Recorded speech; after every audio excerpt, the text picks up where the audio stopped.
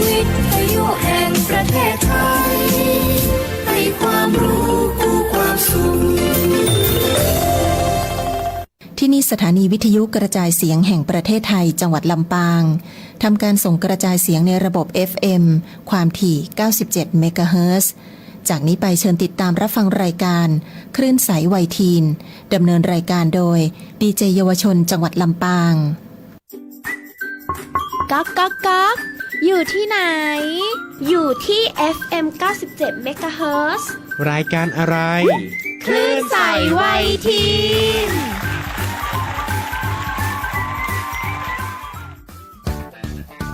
คลื่นใสวัยทีนรายการเพื่อเด็กเยาวชนและทุกคนในครอบครัวสนุกสนานสร้างสรรค์ไปกับพวกเราดีเจคลื่นใสวัยทีนต้อนรับกันทุกวันอาทิตย์ทางสวทลำปาง FM 97 เมกะเฮิรตซ์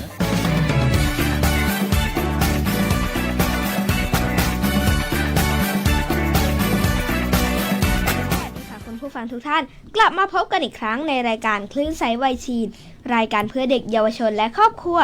ที่มาพร้อมกับสาระและความบันเทิงให้เช้าวันอาทิตย์ของทุกคนสดใสขึ้นและแน่นอนค่ะวันนี้เราสามสาวคน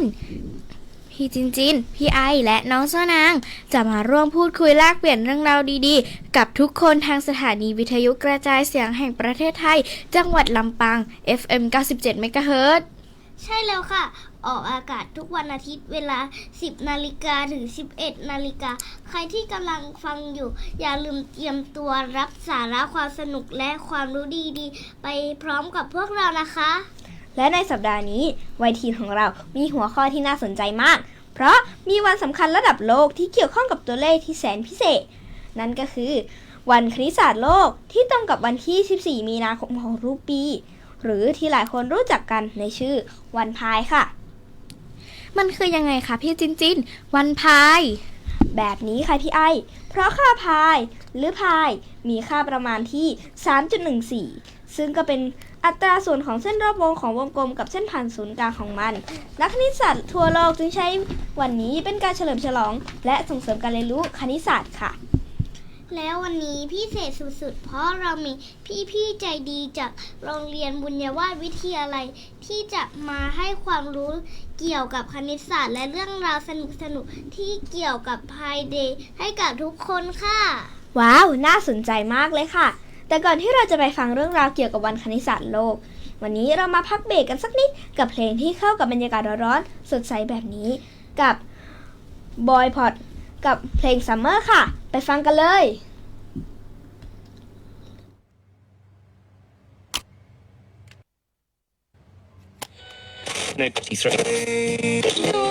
สวัสดีครับฟังเรากำลังอยู่ด้วยกันที่นี่ Hot Wave 91.5 MHz และผมเอกกฤษณาวารินนะครับและในค่ำคืนดีๆแบบนี้ไม่ครับเจ้าหญิงบอยโกศิยพงศ์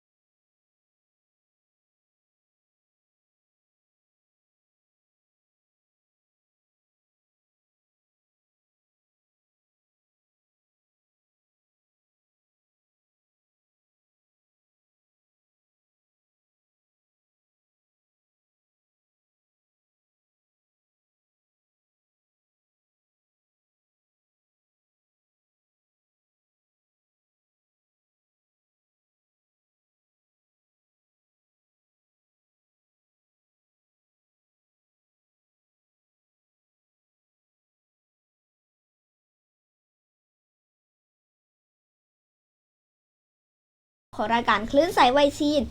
และตอนนี้เราก็มีแขกรับเชิญสุดพิเศษที่จะมาพูดคุยกับเราเกี่ยวกับเรื่องราวดีๆที่น่าสนใจมากมายใช่ค่ะขอเสียงปรบมือต้อนรับพี่ IQ คนเก่งของเราด้วยค่ะสวัสดีค่ะพี่ IQ ก่อนอื่นรบกวนพี่ IQ แนะนำตัวเองให้กับน้องๆผู้ฟังรายการคลื่นไซด์วัยทีนได้รู้จักกันหน่อยค่ะเพราะที่ทราบมาพี่ IQ มีโปรไฟล์ที่ไม่ธรรมดาเลยจริงๆสวัสดีครับน้องๆและคุณผู้ฟังทุกท่านผมนายพัทรพล ปวงแก้วครับปัจจุบันดำรงตำแหน่งคณะกรรมการสภานักเรียนโรงเรียนบุญยวาทวิทยาลัย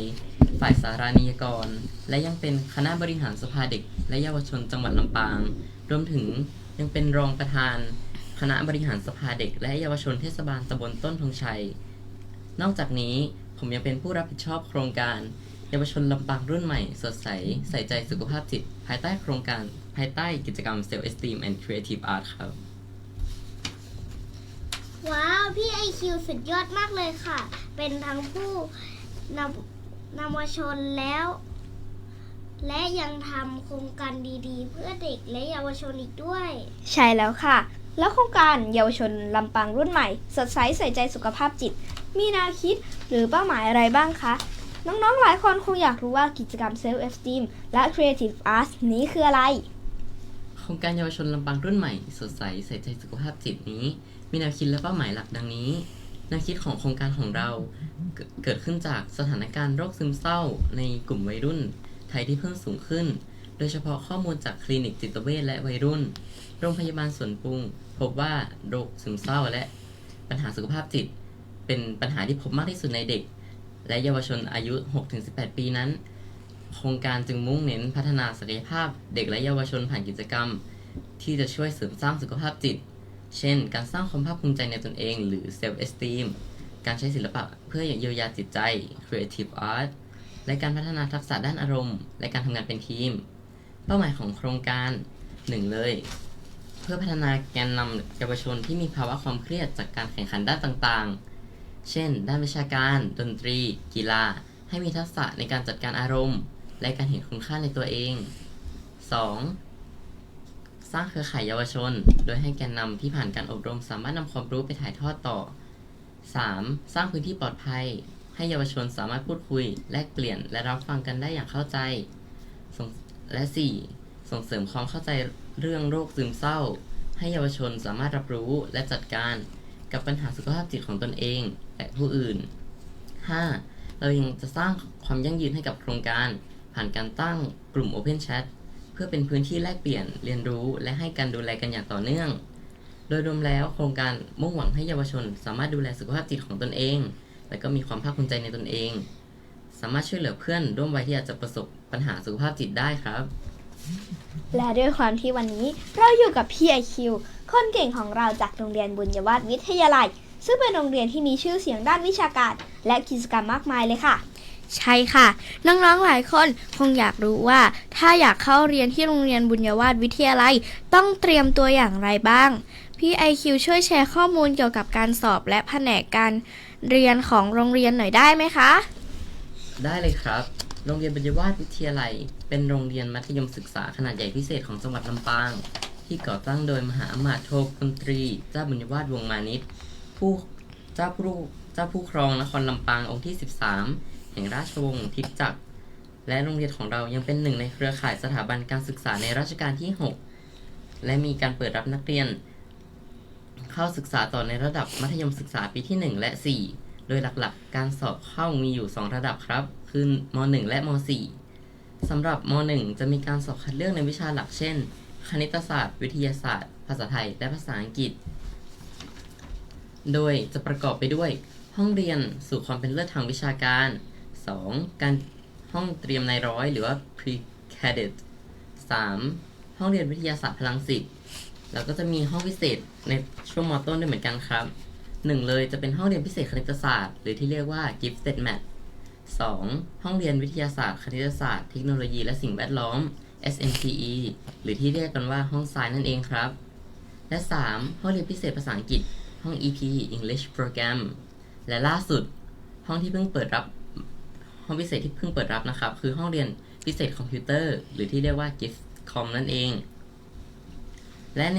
ช่วงม.ปลายหรือชั้นมัธยมศึกษาปีที่ 4 จะเปิดรับนักเรียนที่ต่อภายในโรงเรียนหรือที่เรียกว่าโควต้าภายในและนักเรียนจากโรงเรียนอื่นๆซึ่งจะมีแผนการเรียนที่หลากหลายโดยจะแบ่งออกเป็นแผนการเรียนวิทย์และแผนการเรียนศิลป์นั่นเองครับ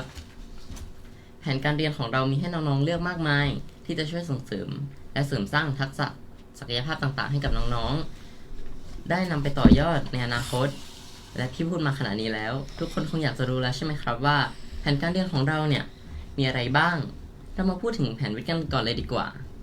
แผนวิทย์ของเรามีมากถึง11แผนการเรียนให้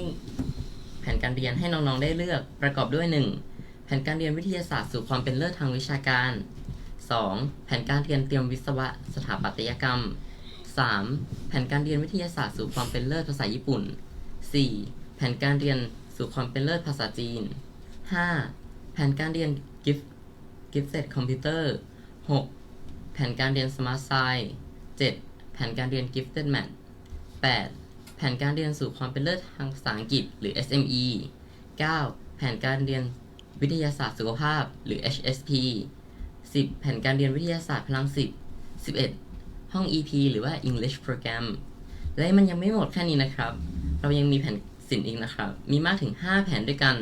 ซึ่งประกอบไปด้วย 1. แผนการเรียนศิลปศาสตร์อังกฤษคณิตศาสตร์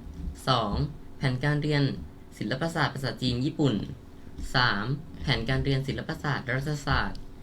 4. แผนการเรียนศิลปศาสตร์การกีฬา 5. แผนการเรียนศิลปศาสตร์ดนตรีทั้งหมดนี้คือแผนการเรียนที่มีอยู่ในปัจจุบันซึ่งเยอะและน่าสนใจทุกแผนการเรียนเลยใช่ไหมครับ แล้วพี่ไอคิวล่ะคะ ตอนสอบเข้าโรงเรียนบุญยวาสเตรียมตัวยังไงบ้างและตอนนี้อยู่แผนการเรียนอะไร ตอนม.1 เนี่ยก่อนสอบเข้าโรงเรียนบุญยวาสเนี่ยพี่ฝึกทำโจทย์คณิตเยอะมากๆและทบทวนวิชาภาษาอังกฤษอยู่ตลอดก่อนเลยพี่อยู่ห้องพิเศษคุณภาพคณิตศาสตร์หรือ Gifted Math ตั้งแต่ป .1 ถึงป .6 ทำให้พี่เนี่ยมีการเรียนรู้คณิตศาสตร์อยู่ตลอดเวลาและตลอดเวลาที่พี่ได้อยู่ห้องนี้ทำให้พี่รู้สึกว่าคณิตศาสตร์เป็นสิ่งที่ง่ายและทำให้พี่รู้สึกชอบคณิตศาสตร์เป็นพิเศษและในตอนสอบเข้าม .4 เนี่ยด้วยความที่พี่เรียนอยู่ห้อง Gifted Math มาก่อนในตอนม.ต้นทำให้พี่ได้เรียนรู้คณิตศาสตร์ที่เป็นเนื้อหาม.ปลายล่วงหน้าและได้เรียนรู้ทักษะและเคล็ดลับดีๆต่างๆจากคุณครูทำให้ตอนเตรียมสอบเข้าม .4 เนี่ยพี่ไม่ต้องเตรียมวิชาคณิตศาสตร์มากมายและแค่ทบทวนนิดหน่อยจนทำให้พี่สามารถสอบติดห้องม .4 ทั้งบวและโครงการทุนอื่นๆและในตอนนี้เนี่ยพี่กำลังเรียนอยู่ในชั้นมัธยมศึกษาปีที่ 5 ห้อง 11 หรือแผนการเรียนวิทยาศาสตร์สุขภาพนั่นเองและพี่เลือกห้องนี้เพราะว่าพี่ชอบวิชาคณิตศาสตร์และพี่ก็สนใจในวิทยาศาสตร์นั่นเองซึ่งห้องเรียนคณิตศาสตร์ของโรงเรียนบุญยวาสเนี่ยมีชื่อเสียงมากเนื่องจากนักเรียนที่สามารถสอบเข้าค่ายสอวนคณิตศาสตร์เนี่ยได้มากที่สุดในจังหวัดลำปางเลยครับ แล้วพี่ไอคิวเคยเป็นเด็กห้องเรียนพิเศษคณิตศาสตร์ใช่ไหมคะ ตรงกับธีมวันนี้เลย ขอให้พี่ไอคิวเนี่ยเล่าเรื่องต่างๆแล้วก็จุดน่าสนใจให้กับน้องๆฟังเกี่ยวกับห้องเรียนนี้หน่อยค่ะ ใช่แล้วครับพี่เคยเรียนในห้องเรียนพิเศษคณิตศาสตร์ของโรงเรียนบุญยวาสวิทยาลัยซึ่งเป็นห้องที่รวบรวมน้องๆที่สนใจและมีความสามารถด้านคณิตศาสตร์มาเรียนด้วยกันจุดเด่นของห้องนี้คือการเรียนเนื้อหาคณิตศาสตร์ที่เข้มข้นและลึกซึ้งและเนื้อหาที่ท้าทายกว่าหลักสูตรปกติครับแล้วพี่ไอคิวว่าบรรยากาศการเรียนเป็นยังไงบ้างคะบรรยากาศในการเรียนในห้องนะครับสนุกมากครับถึงแม้จะเป็นวิชาที่หลายคนมองว่ายากแต่พอได้มาเรียนกับเพื่อนๆที่ชอบและสนใจในเรื่องเดียวกันมันช่วยให้พวกเรามีกำลังใจมากขึ้นอีกอย่างหนึ่งที่พิเศษเลยคือครูที่สอนในห้องนี้ให้ความสนใจเด็กๆเป็นพิเศษมากครับเวลามีโจทย์ที่ซับซ้อนหรือเนื้อหาที่ยากครูจะคอยให้แนวคิดและเทคนิคที่ช่วยทำให้เราเข้าใจง่ายมากขึ้นครับแล้วพี่รุ่นน้องช่วยเหลือกันยังไงบ้างคะรุ่นพี่รุ่นน้องในห้องพิเศษคณิตศาสตร์ช่วยกันเยอะมากครับบางทีรุ่นพี่ที่เคยผ่านโจทย์ยากๆหรือเคยเข้าไปเรียนในค่ายโอลิมปิกวิชาการหรือที่เรียกกันว่าสอวนก็จะมาแนะแนวให้รุ่นน้องว่าควรฝึกยังไงอ่านหนังสือเล่มไหนหรือใช้เทคนิคลัดอะไรในการแก้โจทย์นอกจากนี้เรายังมีกลุ่มติวและค่ายอบรมที่ช่วยพัฒนาทักษะของพวกเราอีกด้วยครับพูดถึงค่ายพี่ไอคิวพอจะเล่าค่ายที่น่าสนใจของห้องเรียนพิเศษคณิตศาสตร์ได้ไหมคะได้เลยครับค่ายคณิตศาสตร์เนี่ย เรามีค่ายที่หลากหลายมากๆ ซึ่งเป็นค่ายที่น่าสนใจทุกค่ายเลยครับ ก่อนอื่นเลยก็อยากจะเกริ่นว่าห้องเรียนพิเศษคณิตศาสตร์เนี่ยเรามีค่ายที่สนุกและน่าสนใจที่จะเปิดโอกาสให้น้องๆได้เจอกับเพื่อนๆต่างโรงเรียนและได้เรียนรู้กับอาจารย์มหาวิทยาลัยที่มหาวิทยาลัยเชียงใหม่อีกทั้งเรายังมีค่ายองค์รวมที่จะสานสัมพันธ์พี่ม.ปลายและน้องม.ต้นในทุกๆปีครับและล่าสุดเมื่อวานนี้ได้มีการเดินทางไปค่ายทะเลที่จังหวัดชลบุรีเป็นจำนวน4 วัน3 คืนซึ่งแต่ละกิจกรรมเนี่ยน่าสนใจมากๆครับซึ่งกิจกรรมแรกเลยก็คือ 1. ค่ายคณิตศาสตร์กับโลกใต้ท้องทะเลซึ่งมี3ฐานด้วยกันฐานที่ 1 นั่งเรือดูใต้ท้องทะเล 2. ดำน้ำดูปะการัง 3. คือพายเรือคายัคและต่อมาจะมีการไปทัศนศึกษาที่สวนสนุกดีมเวิลด์และจะมีการจับจ่ายซื้อของที่ฟิวเจอร์พาร์ครังสิตครับซึ่งที่พูดมาเนี้ยเป็นเพียงส่วนหนึ่งของกิจกรรมทั้งหมดภายในค่ายครับ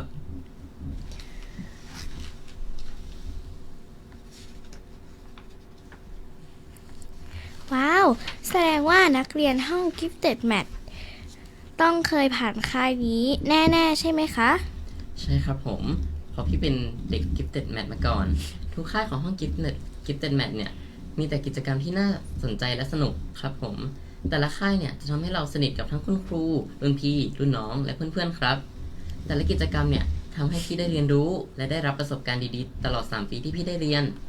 ในห้องนี้เลยครับฟังมาขนาดนี้แล้วถ้าน้องๆสนใจห้องนี้เนี่ยพี่ก็อยากจะชวนน้องๆมาร่วมเก็บประสบการณ์และความทรงจำดีๆไปด้วยกันในรั้วปัญญาวาสครับ ฟังดูเป็นห้องที่น่าสนใจมากๆเลยค่ะ น้องๆ คนไหนที่อยากพัฒนาทักษะคณิตที่ IQ มีคำแนะนำอะไรไหมคะ พี่อยากแนะนำให้น้องๆ เนี่ยฝึกทำโจทย์เยอะๆ และเปิดใจให้กับคณิตศาสตร์ อย่ามองว่ามันยากเกินไป เพราะถ้าเรามีความสนใจและฝึกฝนอย่างต่อเนื่องเนี่ย เราจะเก่งขึ้นแน่นอน และถ้าน้องๆ มีโอกาส ก็ลองสมัครเข้าเรียนในห้องพิเศษคณิตศาสตร์หรือ Gifted Math ดูครับ รับรองว่าจะได้ประสบการณ์ดีๆ และพัฒนาตัวเองไปอีกขั้นแน่นอนครับ ขอบคุณพี่ไอคิวมากๆ และเลยค่ะสำหรับเรื่องราวดีๆ วันนี้เชื่อว่าน้องๆหลายคนคงได้รับแรงบันดาลใจแน่ๆเลยค่ะ ก็ขอบคุณน้องๆ และรายการคลื่นใสไวทีนเช่นกันครับ หวังว่าข้อมูลที่ผมแชร์จะเป็นประโยชน์กับน้องๆ ที่กำลังเตรียมตัวเข้าสอบในรั้วปัญญาวาสนะครับ ขอให้ทุกคนโชคดีครับ และก่อนจะจากกันไปในวันนี้ เรามาฟังเพลงเพราะๆกับบทเพลงที่อยากส่งมอบความรู้สึกดีๆ ให้กับทุกคนค่ะ กับเพลงขอบคุณครับจากลิปตาแล้วเจอ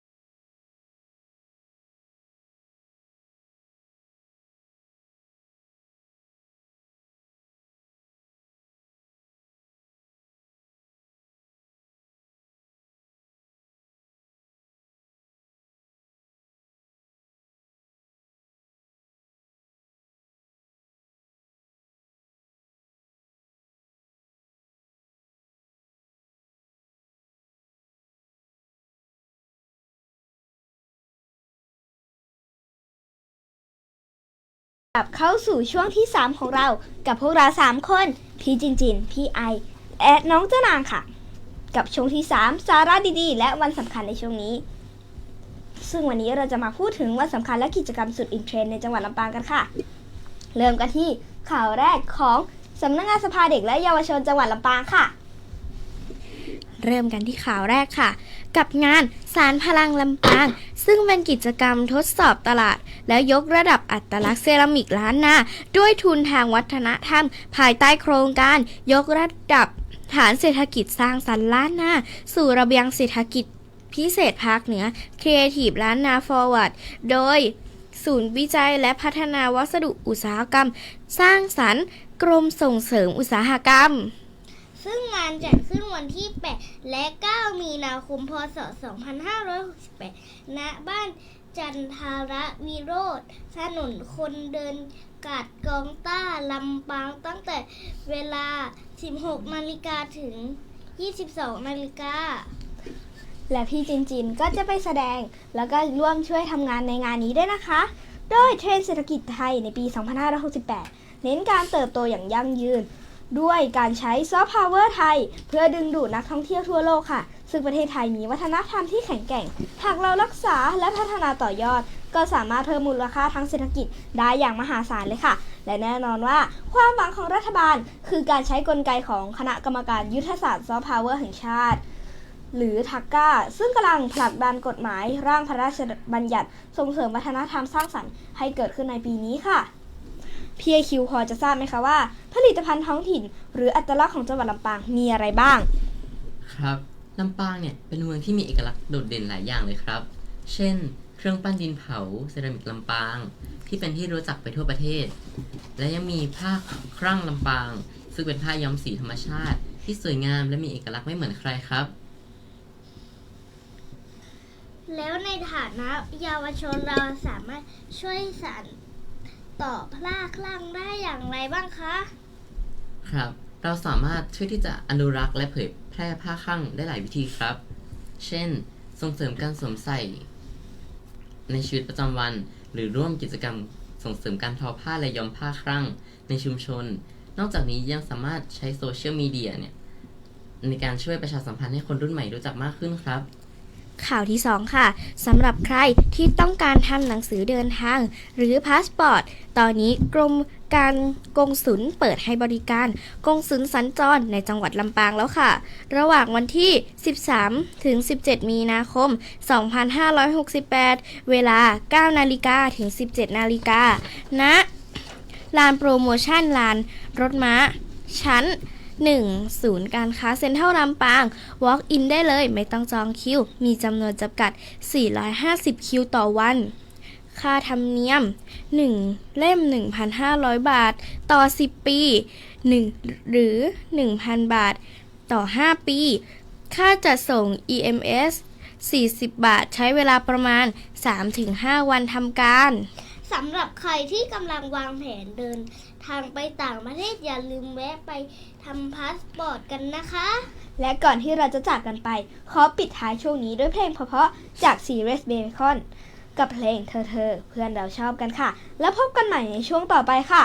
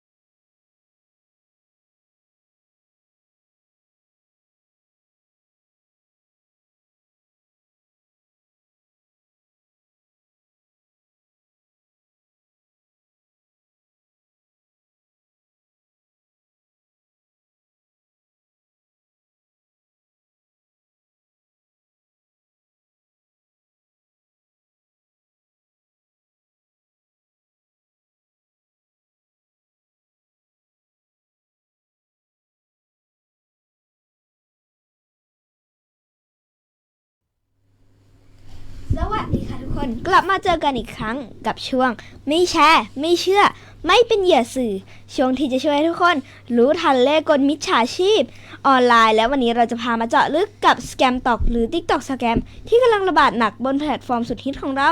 ใครจะไปคิดว่า TikTok ที่เราใช้กันทุกวันอาจจะกลายเป็นแหล่งรวมกลโกงสารพัดรูปแบบ ใช่แล้วค่ะมิจฉาชีพไม่ได้อยู่แค่อีเมลหรือ SMS อีกต่อไปแต่พวกเขามาอยู่ใน TikTok แบบแนบเนียนมากวันนี้เราจะพาทุกคนไปรู้ทันกลโกงสุดฮิตที่อาจจะทำให้คุณหมดตัวโดยไม่รู้ตัว มาเริ่มกันเลยค่ะ มาเริ่มกันเลยกับกลโกงแรกที่เห็นบ่อยสุด ช่องทางที่ 1 ค่ะ ช่องทางรวยเร็วทันใจเคยเห็นไหมคะ คลิปที่มีอินฟลูเอนเซอร์หรือกูรูการเงินมาแนะนำว่าลงทุนแค่ 1,000 บาทกำไร 100,000 บาทใน 3 วัน หรือแค่แชร์คลิปก็ได้เงินระวังไว้เลยค่ะ ตัวอย่างคำพูดนะคะ เช่น พี่รวยจากวิธีนี้มาแล้วน้องแค่โอนเงินมา 1,000 บาทพี่จะสอนเทคนิคให้แบบรับสุดยอดรับรองกำไรแน่นอนจริงๆแล้วนะคะโอนเงินไปแล้วเงินอาจหายเกลี้ยงพวกนี้เป็นพวก Ponzi Scheme หรือแชร์ลูกโซ่ที่หลอกให้เราโอนเงินไปก่อนแล้วหายตัวในทันที 2. บัญชีธุรกิจปลอมมิจฉาชีพใช้วิธีสร้างบัญชี TikTok ปลอมให้ดูเหมือนแบรนด์ดังหรือร้านค้าที่เชื่อถือได้พวกเขาอาจจะทำโฆษณาหรือใช้เทรนด์ TikTok ให้วิดีโอของพวกเขาดูน่าเชื่อถือสุดๆตัวอย่างเช่นลด 90% iPhone 15 Pro Max จากราคา 50,000 บาทเหลือแค่ 5,000 บาททักมาเลยของมีจำนวนจำกัดข้อเท็จจริงคือ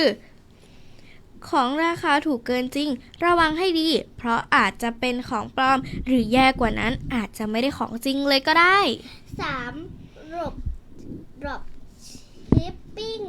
ปลอม drop shipping เป็นโมเดลธุรกิจที่ถูกต้องค่ะแต่ก็เป็นช่องทางที่มิจฉาชีพใช้หลอกคนได้เหมือนกันพวกเขาจะปลอมตัวเป็นซัพพลายเออร์ขายของราคาส่งหลอกให้คนจ่ายเงินล่วงหน้าแล้วหายไปเลยตัวอย่างแค่ 5,000 บาทได้เป็นตัวแทนขายสินค้าแบรนด์ดังส่งของฟรีโอนเงินให้เลยข้อเท็จจริงโอนเงินไปแล้วไม่มีของไม่มีซัพพลายเออร์มีแต่มิจฉาชีพวิธีที่ 4 ค่ะบัญชีไวรัส TikTok Bot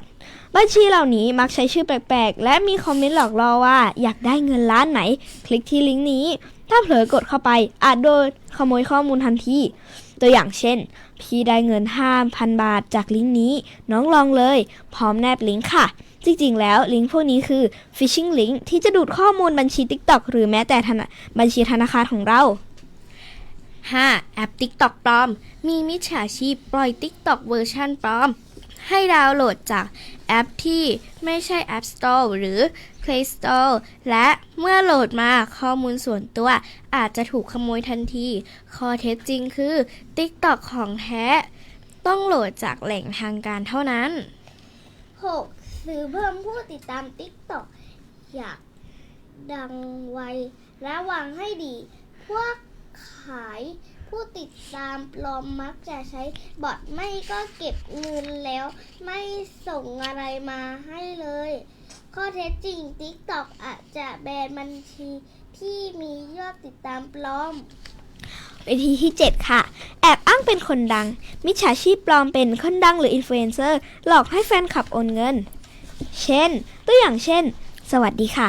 นี่ลิซ่าเองนะคะสนใจเรียนคอร์สพิเศษของพี่ไหมลด 50% สำหรับ10 คนแรกจริงๆแล้วถ้าเจอโปรไฟล์แปลกๆเช่นมาหาให้เช็คก่อนว่าเป็นของจริงหรือเปล่า 8. ค่ะ Romance Scam โปรไฟล์รูปหล่อสาวสวยที่เข้ามาทักแต่อยู่ๆก็เริ่มขอเงินหรือขอให้ช่วยโอนเงินบอกเลยว่ามีโอกาสสูงมากที่เป็นมิจฉาชีพตัวอย่างเช่นที่รักพี่อยากไปหาเธอนะแต่พี่ขาดเงินค่าตั๋วเครื่องบิน 5,000 บาทโอนให้พี่ก่อนได้ไหมข้อเท็จจริงเจอแบบนี้บล็อกทันทีอย่าหลงเชื่อเด็ดขาดค่ะ ฟังแล้วเป็นยังไงบ้างคะ ทุกคนต้องระวังสแกมตอกให้ดี และอย่าลืมหลักไม่แชร์ ไม่เชื่อ ไม่เป็นเหยื่อสื่อ และก่อนจากกันวันนี้เรามีเพลงเพราะๆมาฝากกับเพลง Sugar and Spice คาถาหาเธอฟังให้เพลินแล้วกลับมาพบกันใหม่ในคลื่นสายวัยทีนค่ะ พักเบรกแป๊บเดียวเดี๋ยวกลับมาฟังเราอีกรอบนะคะ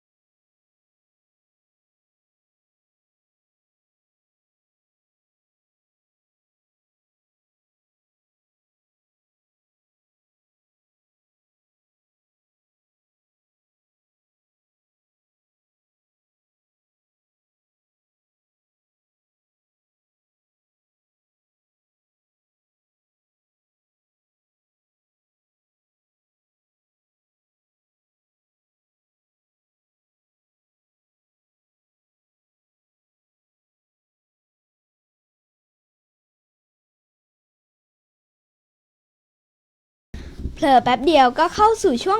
สุดท้ายของรายการแล้วนะคะเนี่ย แต่ก่อนจะจากกันไปวันนี้เรามีช่วงใหม่มาแนะนำให้ทุกคนได้รู้จักกัน นั่นก็คือ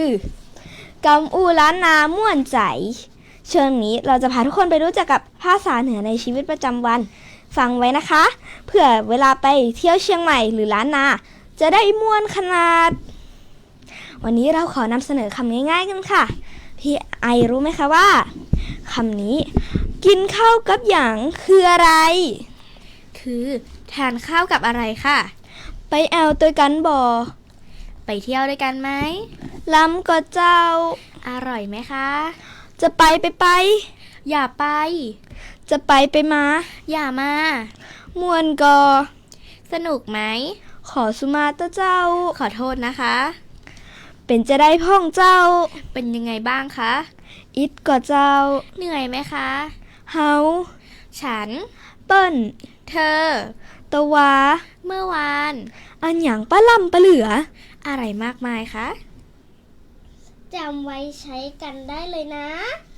ใครไปแอวเหนือแล้วได้ใช้คำอู้เหล่านี้อย่าลืมเล่าให้ฟังด้วยเจ้า และก่อนจะจากกันไป เรามีข่าวประชาสัมพันธ์จากสถาบันโฆษบาลแห่งชาติในพระอุปถัมภ์ศูนย์อนุรักษ์ช้างไทยมาแจ้งให้ทราบกันค่ะ เชิญชวนร่วมอนุรักษ์ช้างพร้อมทำบุญร่วมกับช้างในงาน 13 มีนาคมวันช้างไทยประจำปี 2568 ค่ะ ระหว่างวันที่ 11-13 มีนาคม 2568 ณ สถาบันโฆษบาลแห่งชาติในพระอุปถัมภ์องค์การอุตสาหกรรมป่าไม้ มีกิจกรรมไฮไลท์ดังนี้ค่ะ วันที่ 11 มีนาคม 2568 พิธีบวงสรวงเจ้าพ่อขุนตาล พิธีบวงสรวงสมเด็จพระนเรศวรมหาราช ณ สันดอยเลยวันที่ 12 มีนาคม 2568 พิธีบวงสรวงองค์พระพิฆเนศ ณ โรงเรียนฝึกช้างและขวานช้าง พิธีห้องขวัญช้าง หรือเรียกขวัญให้ช้าง การประกวดซุ้มอาหารช้าง วันที่ 13 มีนาคม 2568 พิธีทำบุญตักบาตรข้าวสารอาหารแห้ง พิธีเปิดงานวันช้างไทย ชมช้างกินอาหารบนสระโตก พิธีบำเพ็ญกุศลอุทิศให้กับช้าง หมายเหตุนะคะ ปีนี้งดการแสดงช้างและกิจกรรมนั่งช้างชมธรรมชาติ เพื่อให้ช้างได้ใช้ชีวิตอย่างอิสระมากขึ้นค่ะ ใครสนใจอย่าลืมไปเข้าร่วมกิจกรรมกันนะ เพราะช้างเป็นสัตว์ที่อยู่คู่กับประเทศไทยมายาวนาน มาร่วมกันอนุรักษ์ช้างไทยให้คงอยู่ตลอดไปกันเถอะ และก่อนจะปิดรายการวันนี้เรามาฟังเพลงเพราะๆกันค่ะกับของดีดีกับดาดากับเพลงหลับไม่ฝันเพื่อให้ทุกคนได้ผ่อนคลายก่อนนอนของคืนนี้กันค่ะ ขอบคุณทุกคนที่ติดตามคลื่นสายวัยทีแล้วเจอกันใหม่ครั้งหน้านะเจ้า บ๊ายบาย สวัสดีจ้า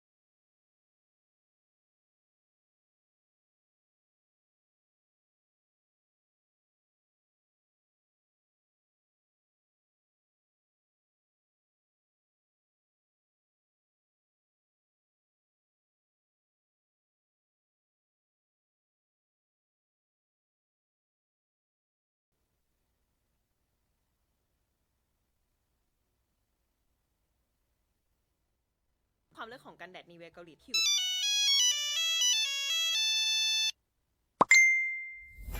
ดูสิเพจนี้บอกว่าฉันถูกรางวัลใหญ่แล้วให้กรอกข้อมูลเพื่อรับของรางวัลด้วยอ่ะ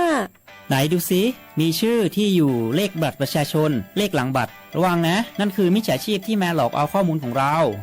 จริงเหรอ ฉันเกือบกรอกข้อมูลไปแล้ว อย่าให้ความโลภเข้าครอบงำกรอกข้อมูลส่วนตัวต้องระวังนะ อย่างนี้ไม่ได้แล้ว ฉันจะต้องมีสติให้มากขึ้น จะได้ไม่ตกเป็นเหยื่อของพวกมิจฉาชีพ อย่าหลงเชื่อ อย่าให้ข้อมูลส่วนตัวกับใคร จะได้ไม่ตกเป็นเหยื่อของมิจฉาชีพ สำนักประชาสัมพันธ์เขต 3 กรมประชาสัมพันธ์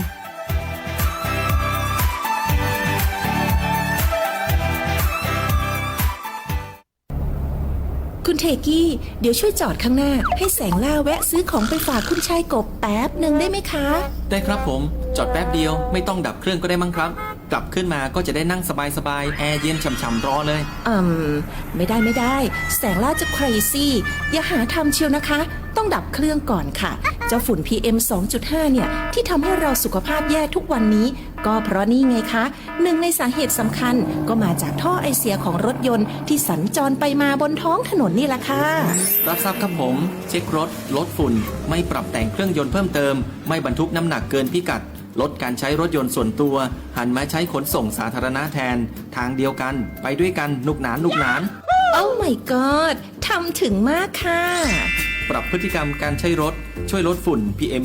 2.5 สร้างอากาศดีเพื่อเราทุกคน ปรารถนาดีจากสำนักประชาสัมพันธ์เขต 3 กรมประชาสัมพันธ์ thank you คุณเทกี้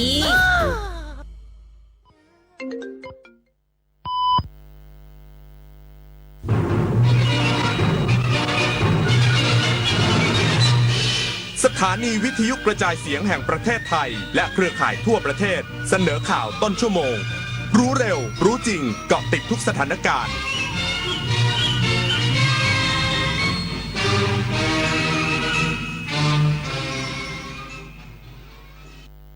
รับฟังข่าวต้นชั่วโมง 11 นาฬิกากับพิญญรุ่งสมัย